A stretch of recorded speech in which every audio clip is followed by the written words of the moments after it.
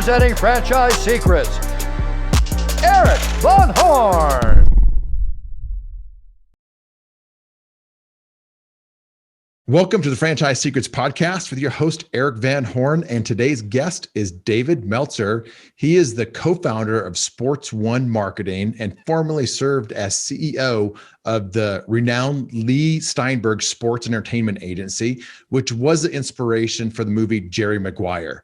Considered one of the top sports entrepreneurs and investors, David's also a three-time international best-selling author, top 100 business coach, and host of the top entrepreneur podcast, The Playbook. David's the executive producer of the Bloomberg and Amazon television series 2 Minute Drill, and is also the executive producer of Entrepreneur's #1 digital business show, Elevator Pitch. David's featured in many books, movies, TV shows such as The World's Greatest Motivators, Think and Grow Rich, The Legacy Beyond the Secret. It's on Netflix. And additionally, he's been recognized as Variety magazine as their Sports Humanitarian of the Year, awarded the Ellis Island Medal of Honor. His life's mission is to empower over 1 billion people to be happy. This simple yet powerful mission has led him on an incredible journey to provide one thing: value. In all of his content, all of his communication, that's exactly what you will receive. For the past 20 years, David's been providing free weekly trainings to empower others to be happy. David, it's so good to see you again. You came on to my Franchise Tribe Mastermind, adding value, helping people. I saw you in Miami not too long ago, got to have dinner with you and just had the time of my life. I appreciate you making time to come on the podcast today. Oh, it's my pleasure. Just aligned with what I'm trying to do. Your community is one in which can help me empower others to be happy, to make more money, help more people, and have more fun with their lives. Let's dive into that. Money and happiness. Because I see a lot of entrepreneurs, myself included, I got into business to have freedom, to have time. And then I got a taste of having money, and then I wanted to use my time to make more money. Then I got to a point where I wanted my time to enjoy the freedom, time with my family, and there's always that internal struggle. Have you ever heard that before? Oh, yeah. I mean, my relationship with money has changed over the years.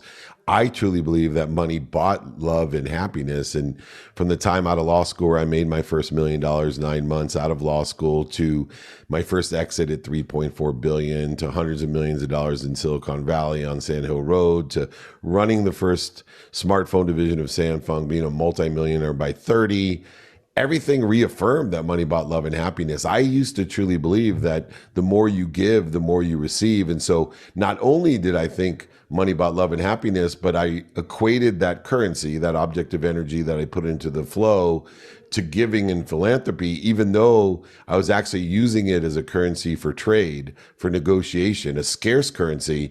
So until I realized through losing everything that money allows you to shop. That's all money does. Money is a currency that allows you to shop. If you shop for the right things with your money, you'll be happy. If you shop for things you don't need, different things you don't need, or things to impress people, or things to impress people you don't like, you're going to be very unhappy. And I've lived both lives. See, making money is a currency, just like faith. It's an object of energy you put into the flow to get what you want. But you need to know your what at all times. You can't be afraid of learning, of changing, of growing, of allowing people to call you a hypocrite because you changed your mind, which just means you learned something. When people tell me, Meltzer, you're a hypocrite. I knew you when you were 18 years old, and you're a hypocrite. You're right, brother, because unlike you, who's still living in your mommy's house at 53 years old, not married with no kids, I've paid the dummy tax. I've lived in the learning curve. I've grown, accelerated, and made mistakes, and I am accountable for those because I've learned from them, and I'm a different person. So take the snapshot of me of 18, shove it right up your butt, because I'm actually growing, learning, and I forgive myself for being an a-hole when I was 18, not knowing what I don't know, because today, every day, I know my what. I know what I want personally, what I want experientially, what I want giving wise and receiving wise. And I utilize that what, not to be a hypocrite, but to grow and to learn. Because I'll tell you one thing, I know that people that make judgments are basing it off of partial evidence, because our senses are weak, our memories are weaker, and they're basing it off of fear and doubt and ignorance, the same way that I make all judgments in my life off of partial evidence based off fear, doubt, and ignorance. So in other words, I start my day telling myself, I don't know what I don't know, but I'm going to enjoy the consistent, everyday, persistent, without quit pursuit of the truth, instead of thinking I know everything. You said live in the learning curve. I've never heard that statement before, but it just resonated as soon as you said, like, live in that learning curve. For those that try to make excuses for things that have happened to them, and they might be at a place where they're trying to blame others or whatever, how do you get into that flow, get in that place where you are in that learning curve, or you're comfortable in that learning curve? Yeah, so I apply my why to my what, my who, my how, my now. What does that mean? I'm applying my why by identify the triggers of liability. Liability is living in a perception of blame, shame, and justification. Accountability is living above that in a realm where you ask yourself, what did I do to attract this to myself? And most importantly, what did I learn from it? Once again, living in that learning curve. So if you can, number one, identify the triggers of liability. So there's people, there's movies, podcasts, there's ideas that you have, negative thoughts that trigger liability, blame, shame, and justification. If you can identify those within the context of your ego, meaning the need to be right, the need to be offended, the need to be separate, inferior, superior, the need to be angry, anxious, frustrated, guilty, resentful, all of these things are triggers that do what? They evoke the basic primal need of fight, flee, feed, or the other F word that Gary Vee uses. That means procreate. I won't use it today. Anyway, but what happens when you trigger your primal ego, your primal ego, is that the blood leaves your brain so your body can fight, flee, feed, or the other F word. Well, what happens to most people is, one, they don't identify when they're in liability, blame, shame, and justification, and all the blood then leaves their brain, and they try to use a brain with no blood to use their higher power of thinking, and they end up in an accelerated pace in the wrong trajectory because they don't know their what, they haven't identified their liability, and they're not living in the learning curve, and they end up creating void, shortages, and obstacles, or interference to what they already are, meaning they already are happy, healthy, wealthy, and worthy. They instead are trying to go get those things. They're trying to get it usually with money, instead of saying, I am these things. What am I doing to interfere with it? And that's the paradigm shift that I made in my life, that money allows me to shop, that I'm going to live in a world of accountability, not liability. I'm going to identify the triggers of the ego to keep the blood in my brain so I can use my higher power of thinking to clear the interference with my free will, instead of using my free will to go get what I want. Was there a crux or a moment in time where things kind of changed for you to have this epiphany, or is this something that, just evolved over the years and different lessons that you've learned? Both. So catalysts are motivations, right? There are times in which we get up, we get back up, we get started, we get back started. Inspiration will get you there. So everything's an evolution, but a lot of times there has to be a course correction. Pain I see now is an indicator, not a stop sign. A lot of people, they experience pain, struggles, mistakes, setbacks, failures, and they stop. I see it as an indicator to move to a better place, a better direction, to evolve, utilizing that learning curve and accountability, forgiveness, and gratitude to do so. But most importantly, for me, it was 2 years before I lost everything. My wife, basically threatened to leave me. I lied to her. I went to the Grammy Awards with a rapper named Little John, and she had warned me not to go, told me I wasn't paying attention to the family, I wasn't paying attention to business, and I definitely was partying way too much. So I lied to her, went to the Grammy Awards. I came home, completely wasted, and my wife told me she wasn't happy and she was going to leave me. She told me to take stock in who I was and what I wanted to become. Now, I wasn't ready to hear it, right? I was Midas. I went to liability. Who do you think you're talking to? I justified my actions by saying, who do you think bought all this stuff? This Rancho Santa Fe house, the car, the boats, the motorhomes, the golf course, the ski mountain, the 33 other homes that we own. Who put all the money in the bank? Who has the nanny sitting over there, right? This guy. I went to liability. I woke up the next morning still with the same relationship with money, that I was going to now use my money to take away her happiness. So I was going to take away her money to make her unhappy. At that moment, I saw in my closet a jacket that my dad had given me 6 years earlier. One in which almost ruined our relationship because I, once again, lived below the line in blame, shame, and justification. He had given me a jacket for my 30th birthday with no pockets. And he had told me he gave it to me to remind me, remember, recollect that I was just like him. That money does not buy love and happiness, that he did not want me to make the same mistakes that he had made. But instead of saying, gosh, I should really listen to my dad, I just hung that thing in the class, told my dad I hated him, that he was a liar, a cheater, a manipulator, overseller, back-end seller, and I was nothing like him, and I hated him. So here I was 6 years later, my wife about to leave me going to get divorced, to create an entire mess into scarcity and liability of blame, shame, justification. I look over, haven't seen that jacket in years, and I break down and cry. I break down and cry because I realize I do not hate my wife. I do not hate my dad. I hate myself. I am a liar. I am a cheater. I am an overseller, manipulator, back end. So I'm my problem. I'm accountable for all of this. And I'm going to start living with gratitude to give me the perspective to find the light, the love, and the lessons in my bad behavior, in the bad habits that I've created, in the bad things that I was doing. I was going to forgive myself for that because I'm human and there is a blend of truth and humankind. All of us are learning, making mistakes. We are all faulting individuals who need forgiveness. And then I was going to take accountability. No more liability.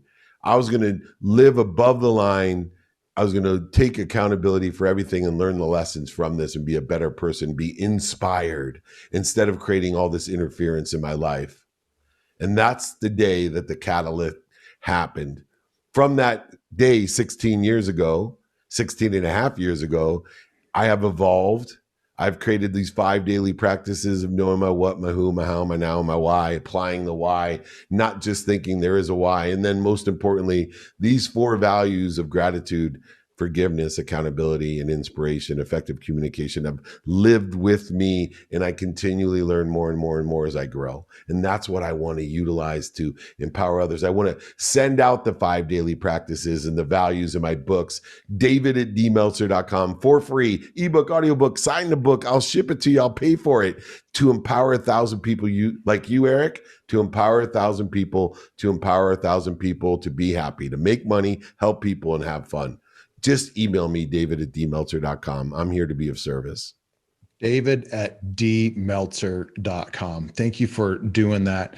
So the catalyst, a lot of it was with your family, your father, your wife.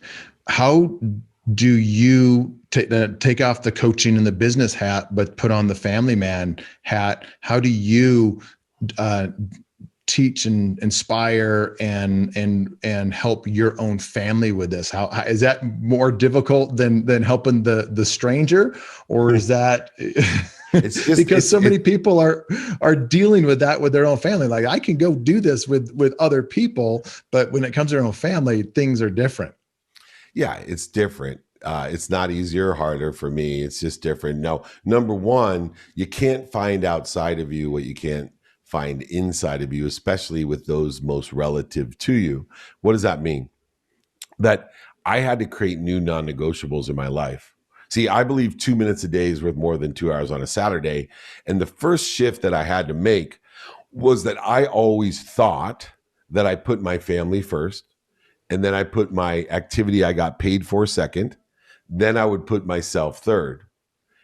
I shifted that around thanks to my wife, because she reminded me, made me recollect, made me remember. And I stress these words because I want people to know that you're already connected to the answers, right? Remind, recollect, remember, these things that you can't give what you don't have. And if you don't take care of yourself, you're not going to take care of anything. And so I shifted the paradigm, number one, in all my closest relationships by making it non-negotiable that I spend a minimum of an hour a day on myself, my health. Then I spend a minimum amount of time, 7 days a week, 30 minutes with my wife, minimum, 30 minutes with my 11-year-old son, minimum, 30 minutes with my 2 minutes a day with my 3 teenage daughters, minimum. I asked for 5, they gave me 2, and a minute minimum a day with my mom, to make sure they know 4 things. 1, that I want only happiness for them. 2, I want them to be healthy. 3, I want them to appreciate what they have. And 4, I want them to love themselves. And I want them after that to know that they are happy, healthy, appreciate, and love themselves. And if I can do that every day, my children aren't there for me or to me. They're not victims, right? Everything I'm happening to them. They're not for me. They don't have to do what I want to do and win things that I want to win or couldn't win when I was a kid, or graduate from schools that I couldn't get into, or whatever else parents do to children. But my children came through me. I'm already connected to the greatest source of love, light, and lessons.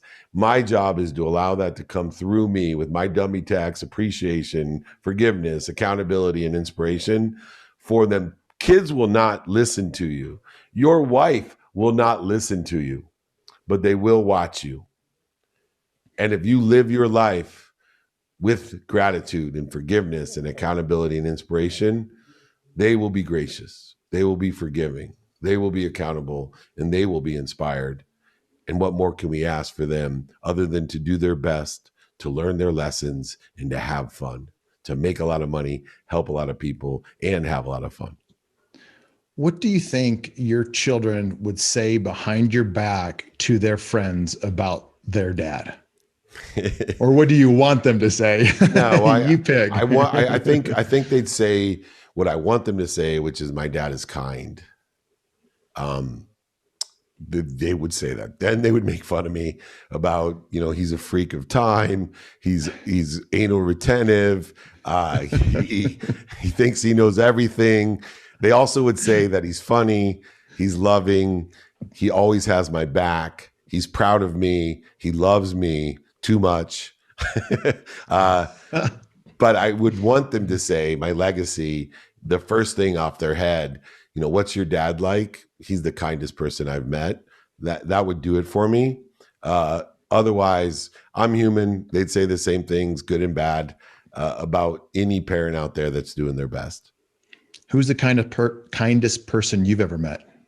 My mom. No question. I get choked up thinking about it. She's amazing. Yeah. What is it? What is it about her that just evokes kindness and emotion? Because it's real. Yeah, she just is unconditional with her love for everyone. Whether she knows you, whether you're a second grade student, a kid in her Sunday school class, a person on the street that she's never met before, she has unconditional love. No judgment based off of, like I say, partial evidence. ignorance, fear, and doubt. My mom is unconditionally connected to others. You know, you talk about people that will give the shirt off their back. My mom she owns nothing, as she says. Everything comes through her. My mom, she may borrow something. It's like corn, right? The only food you never own. Everything is like corn to my mom. It just comes through her. She's going to hate that analogy, but I like it. That's amazing because like her, and like your kids know you. You know the good and the bad, and then just to be able to say that, I'm sure I'm sure she knows this and hears this from you often, but she's just got to feel incredible having her son say that. And if my kids only said half of that about me at one point, that would be worth everything. I got to share a quick story real yes. quick. People like this. So I was with Steve Jones, Jerry Jones's son. He's the president of the Cowboys. And I asked him about his father, a very similar question. And he broke down crying about how kind his father is and how much he loves his father and he's proud of his father and how much his father has taught him. And I looked at him and that was the answer I gave him back. I said, someday, I have an 11-year-old son. Someday I want someone to interview my son when he's 50 and give an answer like that, and my life will be complete. So hopefully my mom's listening, and hopefully this has some semblance of completing her fulfillment as well. That's amazing. That's amazing. When we had dinner in Miami, which was a great event, the 100 Million Mastermind, just an incredible event put on by fantastic guys and incredible instructors there, which you're one of them. You had a couple of your business partners there that I got to meet. What do you look for in a partnership or like a rev share opportunity or any type of business transaction with people? What are some of the things that you are wanting to check off of your list? So one is values. You have to be aligned with my values. Two, to be able to feed me so I can feed them. So there has to be a quantitative value that is exchanged for the mutual benefit of both parties. And so if you're aligned with my values, with gratitude, forgiveness, accountability, and inspiration, and you can effectually create a mutually beneficial, quantitative, valuable opportunity between the two of us, there's nothing stopping you or me from working together in activity we get paid for, or maybe it's activity we don't get paid for, but you're just aligned with my values and there's a quantitative value that we both share in tennis or watching a Padres game or maybe something else. So whether it's actually a business partner of activity I get paid for or just some relative relationship that I want to have from family or friends, I use these two criteria to effectuate the great chain of feeding, which is I'm trying to surround myself with people that feed me. I'm more than happy to feed them. Those that don't, I allow to fall away in varying degrees. And most importantly, from my past, I fire and I definitely allow to fall away people that bleed me. And I surrounded myself with a lot of people that bled me, and I felt accountable for them instead of taking accountability for myself.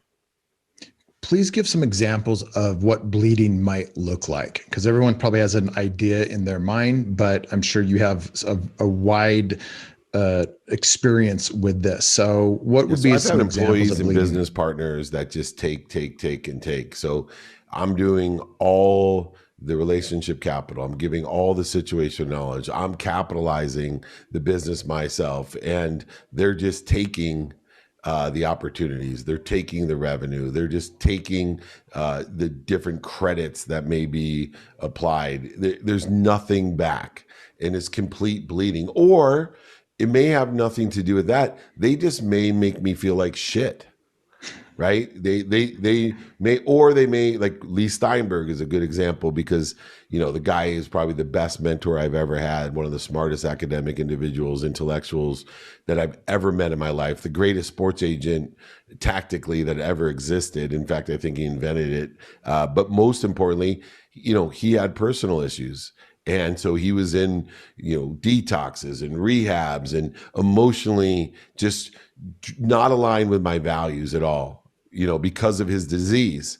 And it just bled me until finally Warren Moon, the Hall of Fame quarterback, and I had to spin off our own business and get away from it because he was bleeding both of us. So you can see in that type of situation, you have to evaluate, is somebody feeding you? If not, let them fall away in varying degrees. But if they're bleeding you, you have to allow them to fall away or even fire them because you can't give what you don't have. You need to receive more so you can give. You don't give to receive, you receive to give. Last topic is around coaching.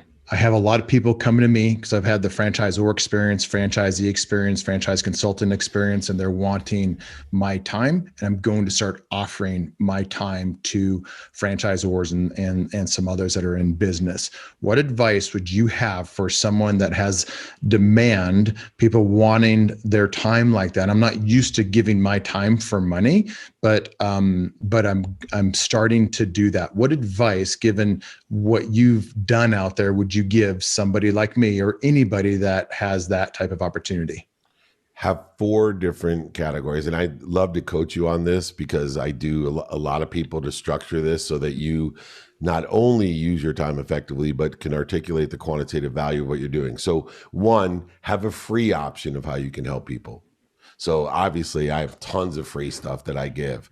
2, have a group option that is low cost.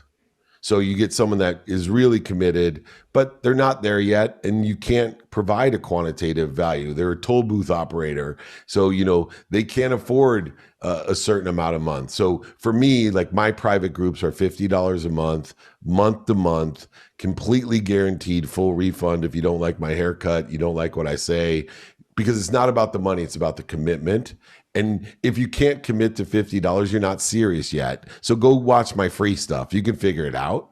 So free, then a monthly, month to month, lower cost. Then have a one-on-one option that has less of a commitment for you, but allows you to be on call and have a call maybe every other week or once a month. And you can charge anywhere from $100 to $2,500 a month, depending on what you do for those people. And then have the white glove. So I coach some of the biggest executives in the world. The most I've been paid is $50,000 a month for my consulting, and that's just one-on-one CEO to Dave Meltzer. But I can only have 5 of those clients, but it's completely white glove, customized relationships, travel, hands-on.